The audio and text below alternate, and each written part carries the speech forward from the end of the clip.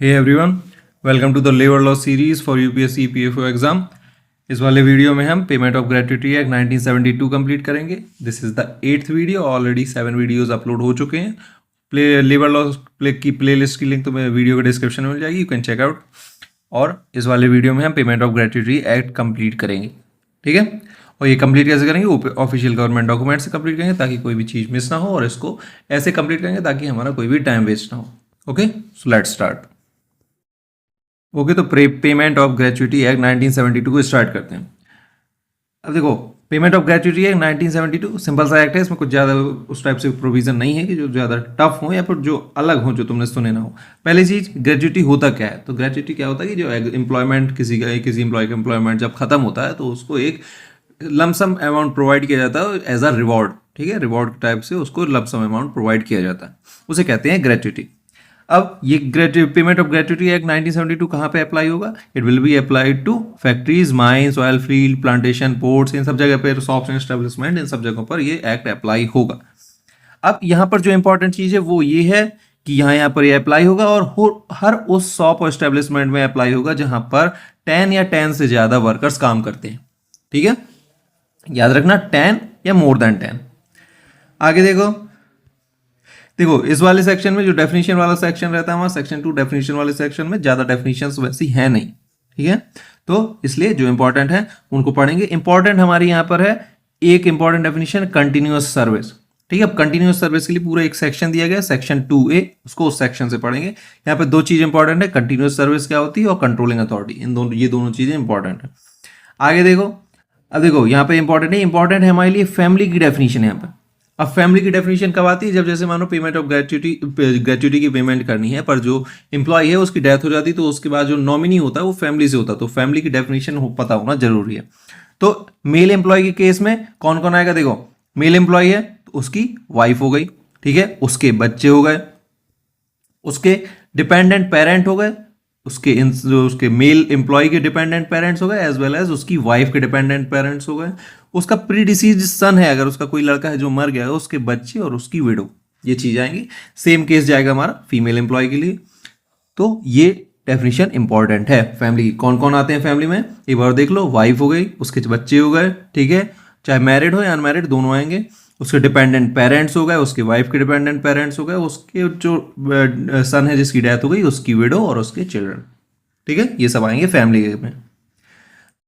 Next important definition हमारी super एनुएशन क्या होता है? सुपर एनुएशन देखो क्या होता है। सुपर एनुएशन ऐसा समझ लो कि जब एज लिमिट तक पहुंच जाता है कोई भी इंसान, जैसे किसी एज लिमिट है कि 60 तक एम्प्लॉयमेंट करना पड़ेगा, उस एज पर पहुंचने के बाद, या फिर किसी का कॉन्ट्रैक्ट की टाइम लिमिट खत्म होने तक जब तक वो काम करता है, उसके बाद उसे एम्प्लॉयमेंट अपना छोड़ना पड़ता है, वो कहलाता है सुपर एनुएशन, ठीक है। अगर इस टाइप से उसकी जॉब छूटती है तो वो कहलाता है सुपर एनुएशन। अब वेजेस वाले में देखते हैं, तो वेजेस वाले में देखो इसमें इंक्लूड हो रहा है क्या? केवल डियरनेस अलाउंस, और बाकी हर चीज एक्सक्लूड हो रही है। जैसे बाकी एक्ट्स के हमने वेजेस वाली डेफिनेशन में और भी चीज इंक्लूड हो जाती थी, इसमें केवल इंक्लूड क्या हो रहा है? Dearness allowance. और बाकी एक्सक्लूड क्या क्या हो रहा है? कोई किसी भी टाइप का बोनस हो गया, कमीशन हो गया, हाउस रेंट हो गया, ओवर टाइम वेजेस। देखो ओवर टाइम वेजेस भी क्या है, इसमें एक्सक्लूडेड है, ठीक है। तो केवल जो इसमें वेजेस का मतलब है वो है उसकी salary as well as dearness allowances, बस। अब ये इसलिए है क्योंकि जो ग्रेच्युटी पेमेंट की जाती है वो केवल इसी के उसकी सैलरी और उसके डियरनेस अलाउंस, इसी टाइम को बस बेस करके उसकी ग्रेच्युटी कैलकुलेट की जाती है, इसलिए केवल इतना इंपॉर्टेंट है।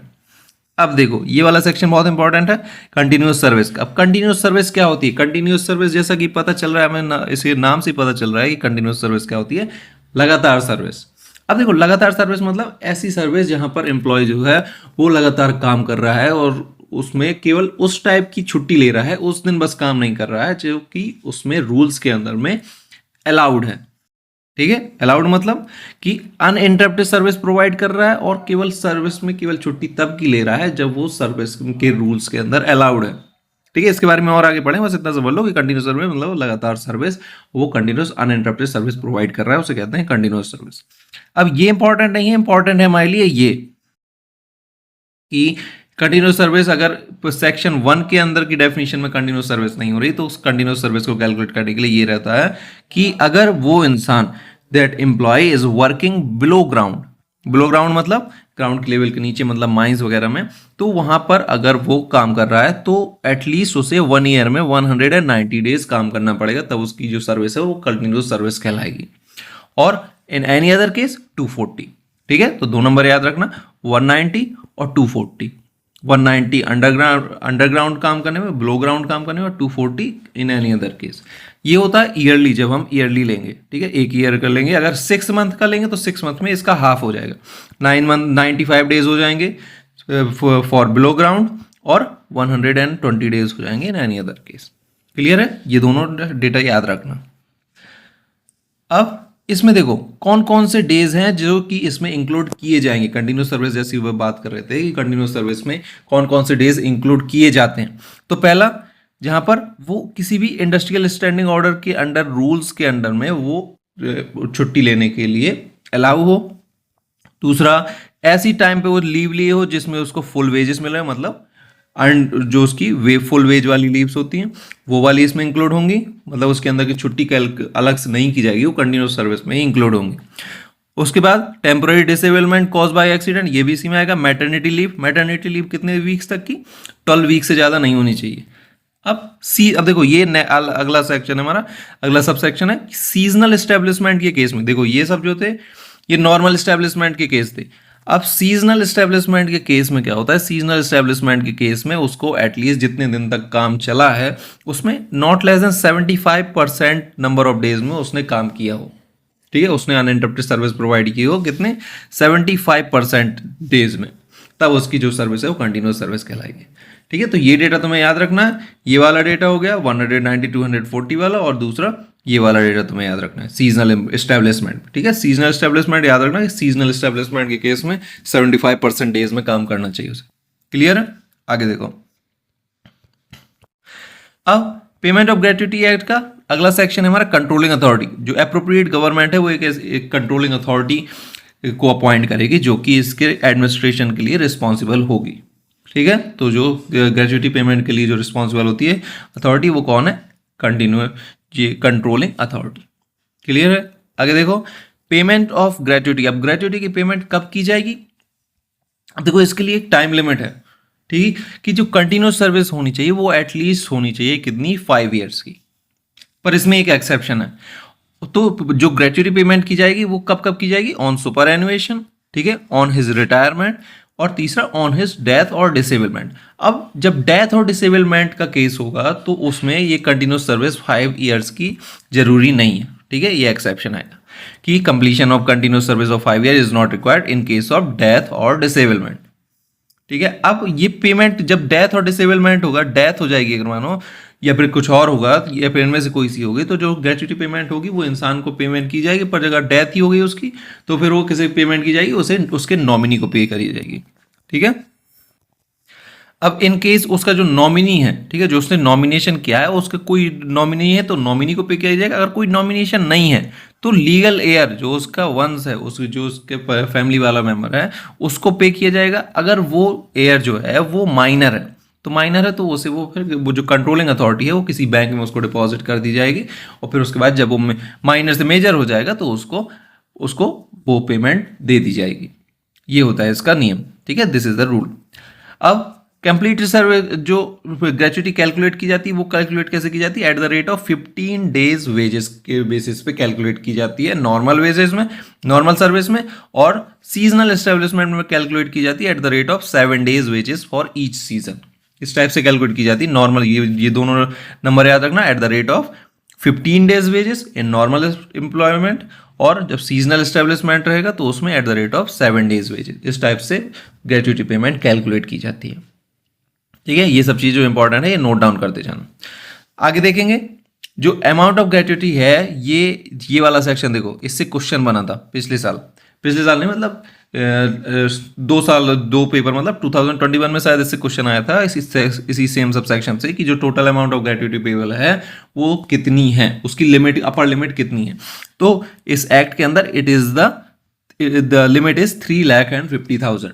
ठीक है, पर ये पुराना एक्ट है, इसलिए अब जो अमेंडमेंट हुए थे 2017 के अमेंडमेंट की वजह से जो ये लिमिट है 3,50,000 से बढ़ा के कर दी गई थी 20 लाख। ठीक है। इसके बाद पहले एक अमेंडमेंट हुआ तो उसमें 10 लाख कर दी गई थी, फिर उसके बाद जो अगला अमेंडमेंट हुआ उसमें कितनी कर दी गई है, 20 लाख। तो इसको याद रखना कि जो पेमेंट ऑफ ग्रेच्युटी की अपर लिमिट है वो कितनी है, 20 लाख। क्लियर है।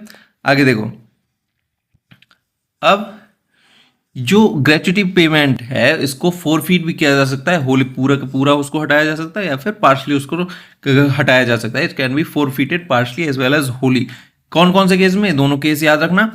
If the service of the employee has been terminated for his riotous और डिसऑर्डरली कंडक्ट, अगर इस रीजन के लिए उसको करा जाएगा तो उसकी जो पेमेंट ऑफ ग्रेच्युटी है उसको फॉरफिट किया जा सकता है। और दूसरा केस क्या है, when an offence involve moral turpitude. Moral turpitude क्या कहलाता है, जो कि कम्युनिटी के मोरल प्रिंसिपल्स के अगेंस्ट में कोई काम होगा तो उसके उस टाइप से अगर कोई ऑफेंस होगा तो इसकी जो ग्रेच्युटी पेमेंट है उसको फोरफीट किया जा सकता है। तो ये दोनों याद रखना, फॉर हिज राइटस और डिसऑर्डरली कंडक्ट या फिर ऑफेंस इन्वॉल्विंग मोरल टर्पिट्यूड, इसीलिए दोनों चीज हाईलाइटेड है।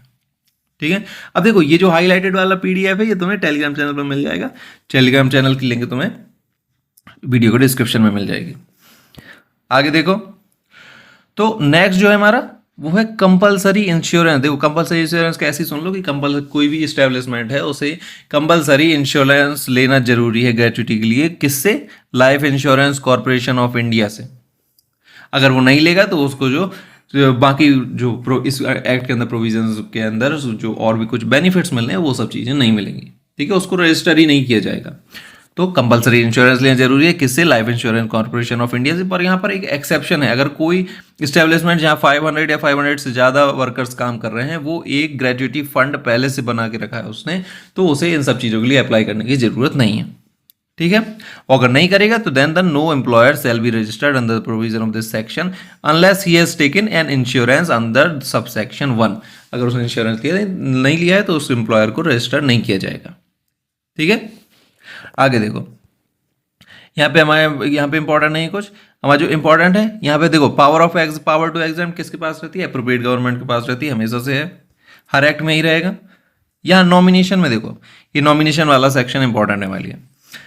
अब नॉमिनेशन कब भरे जाते, तब भरे जाते हैं जब उसने जो एम्प्लॉय है उसने 1 ईयर ऑफ सर्विस कंप्लीट कर ली होगी, उसके बाद उसको जो नॉमिनेशन भरने की परमिशन मिलती है। ठीक है, अब उसके लिए उसको एक एप्लीकेशन देनी पड़ती है। एप्लीकेशन में वो बता सकता है कि हमें कौन सा नॉमिनी बनाना है, वो एक से ज़्यादा भी नॉमिनी बना सकता है। तो नॉमिनी जब एक से ज़्यादा होंगे तो जो ग्रेच्युटी पेमेंट है वो डिस्ट्रीब्यूट कर दी जाएगी उनके बीच में।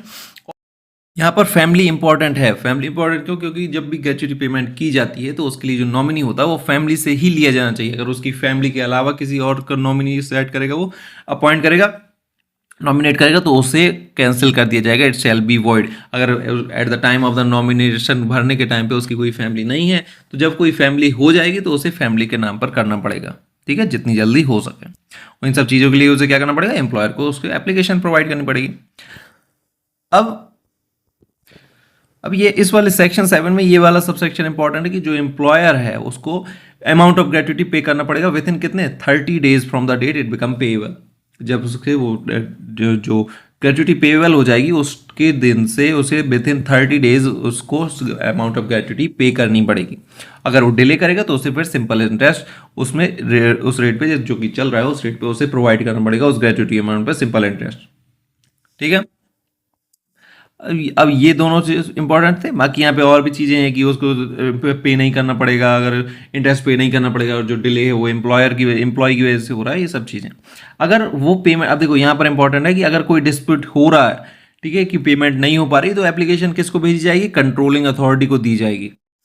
ठीक है, अब कंट्रोलिंग अथॉरिटी जो है, कंट्रोलिंग अथॉरिटी है वो एम्प्लॉयर को कह सकती है कि इसको पेमेंट करो, और या फिर कुछ और एक्शन ले सकती है, ये सब चीज़ें कर सकती है वो। अगर उसके बाद भी जो एम्प्लॉय है अगर उस कंट्रोलिंग अथॉरिटी के एप्लीकेशन से, कंट्रोलिंग अथॉरिटी के ऑर्डर से सेटिस्फाई नहीं है, तो वो अप्लाई कहाँ कर सकता है, वो अप्लाई कर सकता है कहाँ, एप्रोप्रिएट गवर्नमेंट या कोई ऐसी अथॉरिटी जो एप्रोप्रिएट गवर्नमेंट अपॉइंट करती है। कितने दिन के अंदर, विद इन 60 डेज। ये 60 डेज वाला इंपॉर्टेंट है कि उसे कंट्रोलिंग अथॉरिटी से जो ऑर्डर मिलेगा उसके विद इन 60 डेज वो किसी भी अप्रोप्रिएट गवर्नमेंट या किसी ऐसी सच अथॉरिटी जो कि अप्रोप्रिएट गवर्नमेंट अपॉइंट करती है इस चीज़ के लिए, वहाँ पर अप्लाई कर सकता है विद इन 60 डेज।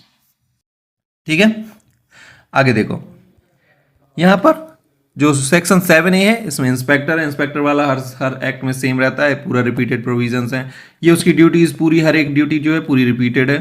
ठीक है, इसके लिए इसको पढ़ने की जरूरत नहीं है। रिकवरी ऑफ ग्रेच्युटी इंपॉर्टेंट नहीं है हमारे लिए। यहाँ पर इंपॉर्टेंट है पेनल्टीज। अब देखो penalty for avoiding any payment to be made by himself under this. अगर कोई एम्प्लॉय जो है वो पेमेंट को अवॉइड कर रहा है तो उसके लिए क्या उसकी पनिशमेंट है, उसके लिए इम्प्रिजनमेंट अप टू 6 मंथ और 10,000 रुपीज। और अगर एम्प्लॉयर जो है किसी एक्ट के किसी प्रोविजन को कॉन्ट्रावीन करता है तो उसके लिए क्या है 3 मंथ से लेके 1 ईयर, और जो फाइन अमाउंट है वो है 10,000 से लेके 20,000। अब कोई ऑफेंस है which is involves the non payment of any gratuity, तो उसके लिए 6 मंथ की सजा है। ठीक है, तो 6 मंथ से लेके इम्प्रिजनमेंट 2 ईयर तक एक्सटेंड हो सकता है। अब आगे देखते हैं एग्जाम्पशंस हो गए। एग्जाम्पशन हमारे लिए इंपॉर्टेंट नहीं है ये। अब यहां पर एक इंपॉर्टेंट है कॉग्निजेंस ऑफ ऑफेंस में हमारे लिए ये वाला पॉइंट इंपॉर्टेंट है, where the amount of gratuity had been paid या recovered within 6 months from the expiry of the prescribed time, the appropriate government shall authorise the controlling authority to make the complaint against the employer. अगर जिस date से जो gratuity payable है अगर वो पे नहीं कर रहा है, जो एम्प्लॉयर है वो ग्रेच्युटी पेमेंट नहीं कर रहा है, तो जो गवर्नमेंट है उसको कब तक का टाइम देती है 6 मंथ तक का। अगर 6 मंथ तक अगर पे नहीं कर रहा है तो अप्रोप्रिएट गवर्नमेंट कंट्रोलिंग अथॉरिटी यहाँ पर कंप्लेन कर सकती है। ठीक है, इसके लिए एम्प्लॉय को कंप्लेन करने की जरूरत नहीं है। अगर 6 मंथ तक वो पे नहीं कर रहा है तो गवर्नमेंट खुद कंप्लेन कर देगी। क्लियर है? आगे ये सब चीजें हमारे लिए इंपॉर्टेंट नहीं है। पावर टू मेक रूल्स, किसके पास रूल्स बनाने की पावर है? अप्रोप्रिएट गवर्नमेंट के पास। ये वाला रिपीटेड स्टेटमेंट है, हर एक्ट में रहता है, इसलिए ये वाली चीजें इंपॉर्टेंट नहीं है हमारे लिए। तो हमारे लिए जो जो चीजें इंपॉर्टेंट थी वो हमने बताई। हमारे लिए सबसे इंपॉर्टेंट क्या है? ये वाली चीज हो गई कंटिन्यूस सर्विस का जो सेक्शन 2 है हमारा, ये वाला सबसे इंपॉर्टेंट है, इसको अच्छे से याद कर लेना। ये जितनी डेट्स वगैरह दी गई हैं, ग्रेच्युटी की मैक्सिमम अमाउंट क्या है, ये सब चीजें बहुत इंपॉर्टेंट है, इन सब चीजों को याद कर लेना। ठीक है, और ये वाला जो हाईलाइटेड पूरा पीडीएफ है तो मैं टेलीग्राम चैनल पर मिल जाएगा, you can check that out. और इसके बाद नेक्स्ट जो वीडियो होगा वो किसी और एक्ट का होगा। इस वाले वीडियो में केवल हमने कंप्लीट किया है payment of gratuity act. Okay, so thank you.